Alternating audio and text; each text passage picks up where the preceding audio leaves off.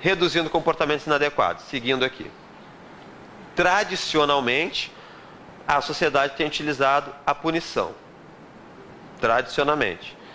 Principalmente porque nós passamos muito do que nos foi ensinado ao lidar com as crianças, nós passamos muito da forma como fizeram com a gente. E nós somos fruto de uma época onde a punição era socialmente aceita e muito usada. Tá? Porém, muitas pesquisas nessa área e a análise do comportamento, ela se destaca por ter toda uma preocupação científica. Tudo isso que nós estamos falando, existem muitos estudos com milhares de pessoas no mundo todo, não é algo que é simplesmente teórico, só surge a teoria depois de muito estudo, né? Então, existem muitos estudos do impacto desses comportamentos de punição na evolução, no desenvolvimento daquelas crianças.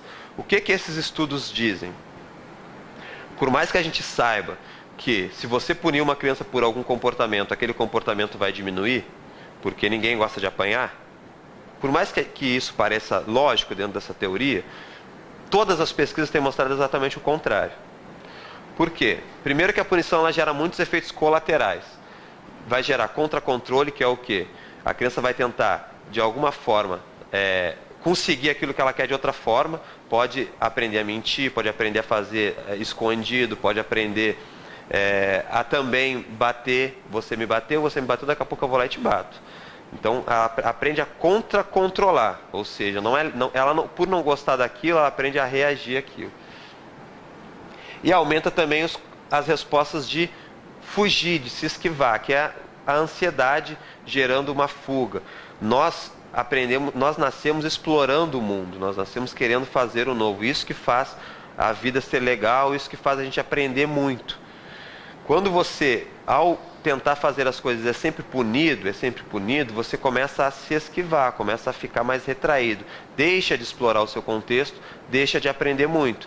Comportamentos ansiosos. Então, quando nós ouvimos dizer que antigamente todo mundo batia, ninguém virou ladrão, tudo bem, ninguém virou ladrão, mas nós, adultos, somos frutos de uma época que nos causou muitos transtornos de ansiedade. Hoje, tirar uma carteira de habilitação é um trauma para muita gente. Falar em público é um trauma para muita gente. Isso vem de algum lugar, né? Então, toda a agressão, ao longo de um tempo, vai gerando essa ansiedade, porque você aprende que, poxa, se eu fizer algo errado, eu vou sofrer. Então, eu vou ficar por aqui, eu vou ficar aqui na minha zona de conforto. Eu não vou me abrir ao novo. Tá? Mais algumas questões. O comportamento ele só vai deixar de ocorrer na presença das pessoas que puniram. Porque se a criança ela aprendeu que ela chorando ela consegue o que ela quer e o pai bate nela, ela vai simplesmente não fazer isso na frente do pai. E ainda vai se afastar do pai. Com outras pessoas vai continuar fazendo. Então ela tem que aprender o porquê que não pode. Ela tem que aprender outras formas de se comunicar. Tá? E as crianças, inclusive autistas, por mais que tenham dificuldade na imitação, elas tendem a imitar os comportamentos dos adultos. Então, se a criança ela bate, se a criança ela apanha ou ela é xingada, ela é humilhada quando ela faz alguma coisa errada, quando ela vê alguém fazendo alguma coisa errada, pelo exemplo ela está aprendendo isso. Tá? Como fazer então? Falamos muito de teoria. Como colocar em prática, então, toda essa teoria? Bom, geralmente, né, a gente tenta retirar a valorização daquele comportamento por um conceito que é chamado de extinção, que na verdade aquilo deixa de fazer efeito, você passa a deixar de usar. Então, se a criança ela agride para pegar o lanche, e ela pega o lanche, no momento que ela não tem mais esse acesso ao lanche, pode ser que ela deixe de agredir. Então isso se chama, aquele comportamento de agredir para conseguir o lanche vai entrar em extinção. Vai continuar lá com ela, mas ela não vai usar porque não tem mais efeito porque ela quer. Tá? Porém, não é só isso. Por quê? Porque se ela sempre teve o acesso ao lanche e ela deixou de ter, a gente não sabe o que ela vai aprender. A gente não tem como saber qual é o mecanismo que ela vai usar a partir de agora. Não é? A gente só está dizendo que dessa forma você não vai conseguir. Mas qual a forma que você vai conseguir? Fica à mercê da vida, né? Ensinar ela a partir do repertório dela, a partir do que ela observou, a partir daquilo que ela acha que vai dar certo. Então é importante, e mais importante do que simplesmente retirar o reforço, é ensinar a criança como que ela deveria agir em comportamentos parecidos, em situações parecidas. Geralmente vem o ensino de habilidades sociais. A criança vai aprender como solicitar o que ela quer, de uma maneira mais adequada. Existem várias formas de fazer isso. Na segundo tempo de aula, nós vamos conversar especificamente sobre o ensino de habilidades sociais para essas crianças, que é um ensino que eu acredito ser muito importante no ambiente escolar. Pode ser que esse ensino faça parte do currículo da criança durante um ano, porque naquele contexto o mais importante para a criança é aprender isso. Tá? Então, o ensino de habilidades sociais faz parte desse repertório. Habilidades sociais nós aprendemos ao longo da vida, nós vamos desenvolvendo ao longo da vida.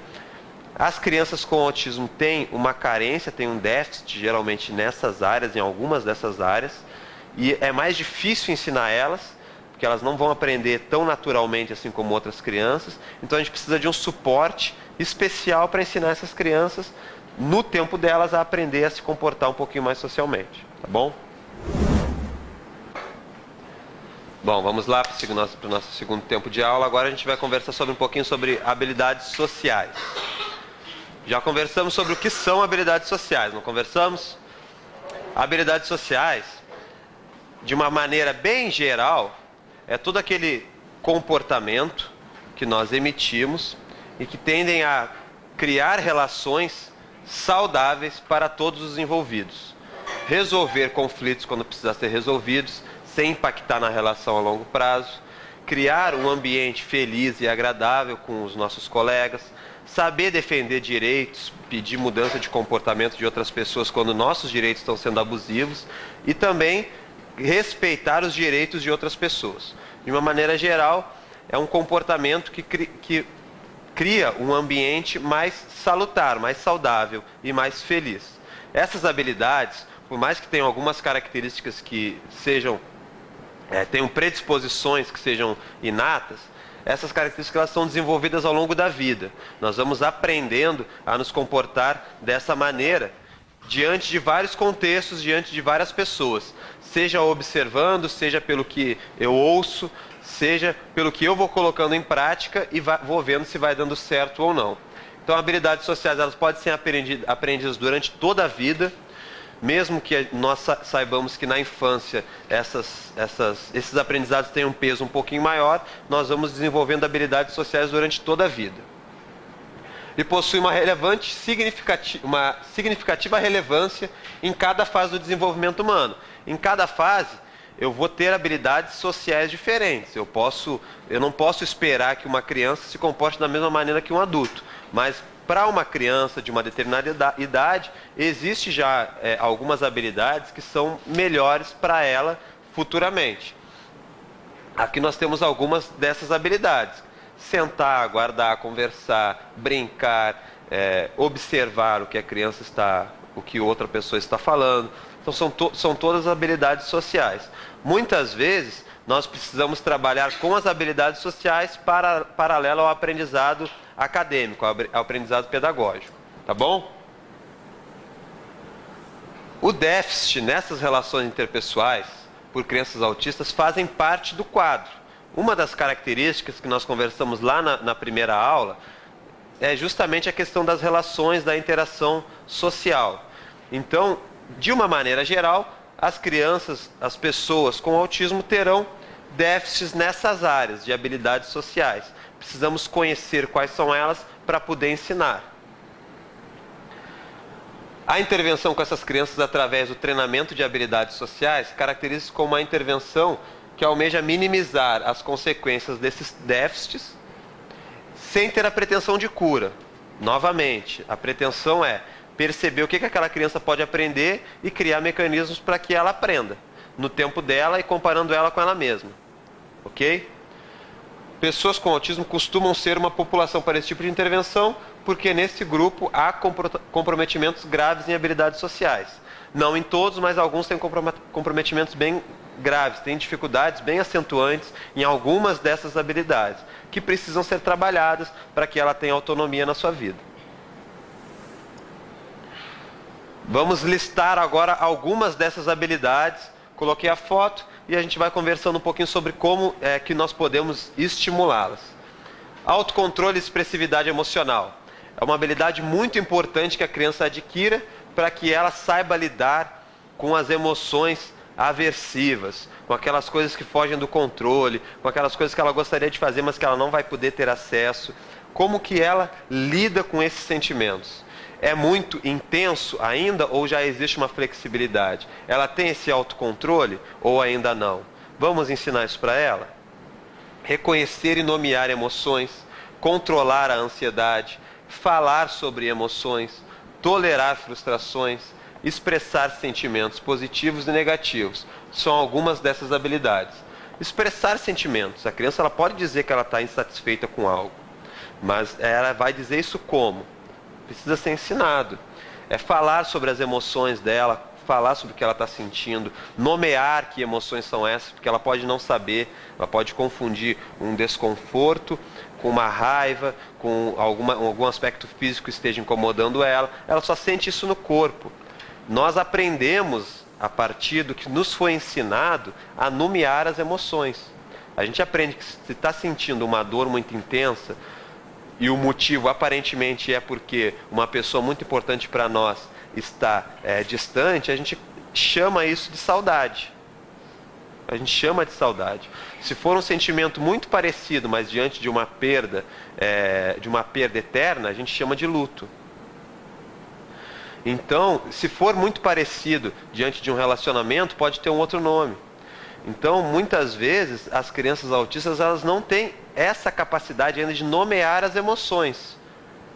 Então, a partir das figuras, a partir do contexto, nós vamos ensinando elas a ela entender o que é uma tristeza, o que é alegria, o que é raiva, quando que outra pessoa pode estar com raiva dela, o que é medo, o que é nojo, o que é angústia. Ela compreender esse contexto passa pelo ensino de habilidades sociais. Trouxe algum material, a gente vai listando elas, depois eu vou mostrar para vocês algumas formas de ensinar isso, tá bom?